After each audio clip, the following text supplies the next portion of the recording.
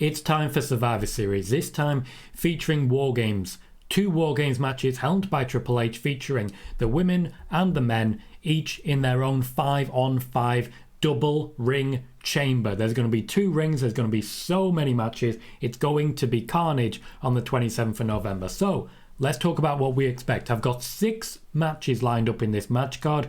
My predictions for what is going to happen at the event, who is going to face who will be in which Wargames, and what big names may or may not be returning. So I'm not going to mess around. I'm going to jump straight in, and starting with the women's Wargames match. This is the one that will be built around Damage Control, and not necessarily Damage Control as you already know it, because Damage Control will have to grow to 5 in order to fit inside this chamber with your 5v5 format.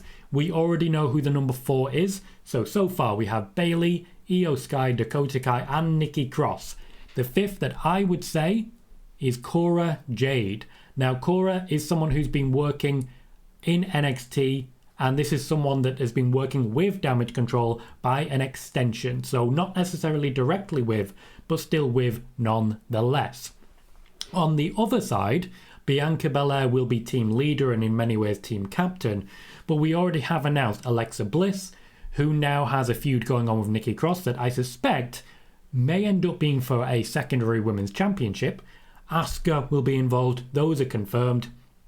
It leaves 2 slots available, and there are 2 big names that I believe may well be returning for War Games. Someone who loves making history, someone who's been in training already, and then someone in addition who's been backstage negotiating a new deal. I believe that we will see Bianca Belair, Alexa Bliss, Asuka, Naomi and Sasha Banks taking on Damage Control with Cora and, of course, Nikki Cross.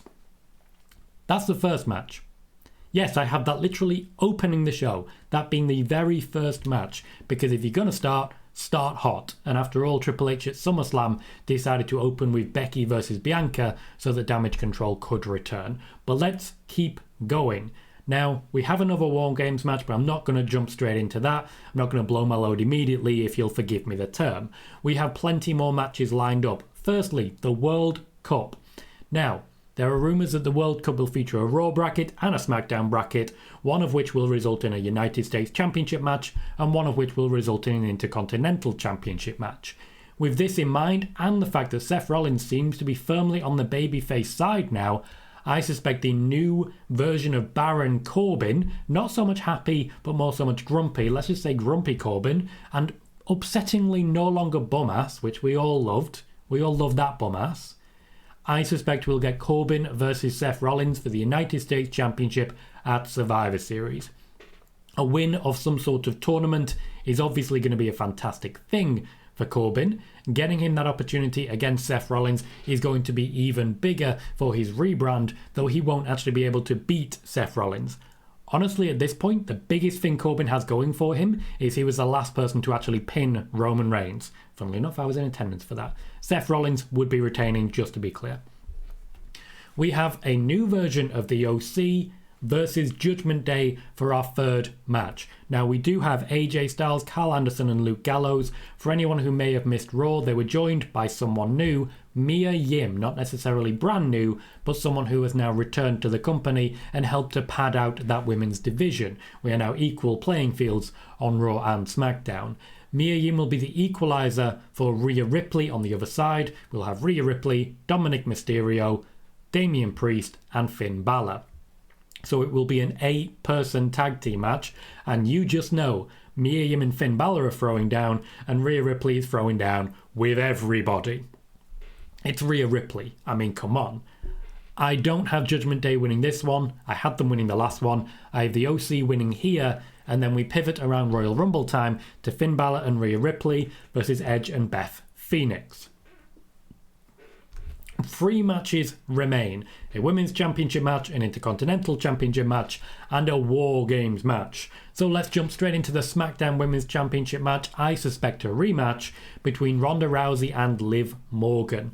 Usually they don't go straight back into rematches anymore, but when you see a character evolution like we're having right now with a much more hardcore Liv Morgan, I wouldn't hate it if she was in War Games, that's all I'm saying. Ronda Rousey, now in a tag team or at least some sort of partnership with Shayna Baszler, I think it makes the most sense to have Rousey versus Morgan just one more time before we get to the Royal Rumble. Baszler, of course, can play blocker and establish herself by doing serious harm to Liv Morgan. That is what I expect to see, though Morgan herself will likely be much more of a threat to Ronda Rousey than she has been in this entire feud so far, when all she's done is get beaten up and escape. Her entire championship run, unfortunately, has been like that. This was necessary, and I think this last match is necessary, even not coming out the winner, to just show that maybe she is finally getting to the point where she can be on Rousey's level. So far, she's not even been close. I have, for the Intercontinental Championship, once again the World Cup being involved here, current champion Gunther taking on Madcap Moss, or I believe right now, Riddick Moss all over again. Moss has been used to sort of put over Karrion Kross recently. He's been in and around the actual spots. He's been in a tag team with Drew McIntyre on a very, very brief occasion. But he did get a strong push against Corbin. Corbin now out of the picture.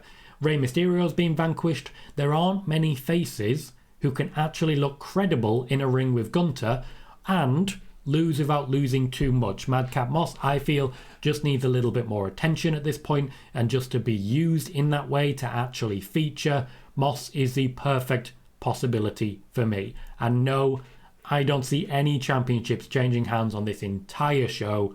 Rollins would retain against Corbin, Rousey would retain against Morgan, Gunther would retain against Moss, but it would give Moss an opportunity to show what he can do in that squared circle with an elite level competitor once again.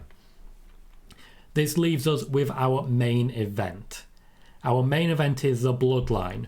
Roman Reigns, Jey Uso, Jimmy Uso, Solo Sikoa and Sami Zayn, honorary Usos included. Heyman would be on the outside. Let's just not pretend that he's going to get involved, because that would be a ridiculous thing, fun as it was when he got F5'd. Their opponents for me will be Fight Night, that being Sheamus, Ridge Holland and Butch. Also, logically, with the way he's been destroying Karrion Kross at every possibility, Drew McIntyre would be involved there. The final piece of the puzzle for me would be Kevin Owens, primarily because there is so much history between not just Kevin Owens and Roman Reigns, but also Kevin Owens and Sami Zayn.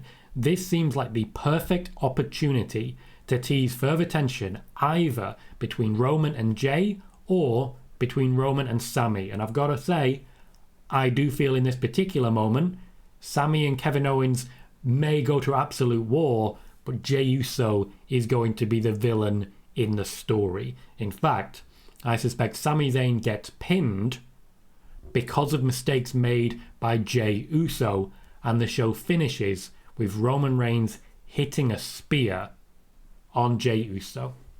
Those are my match card predictions for Survivor Series. If you want to know more about the upcoming War Games, I'll stick a video right here that you can check. But in the meantime, I just want to say thanks for watching. I've been Tom Colohue, and I'll see you very soon.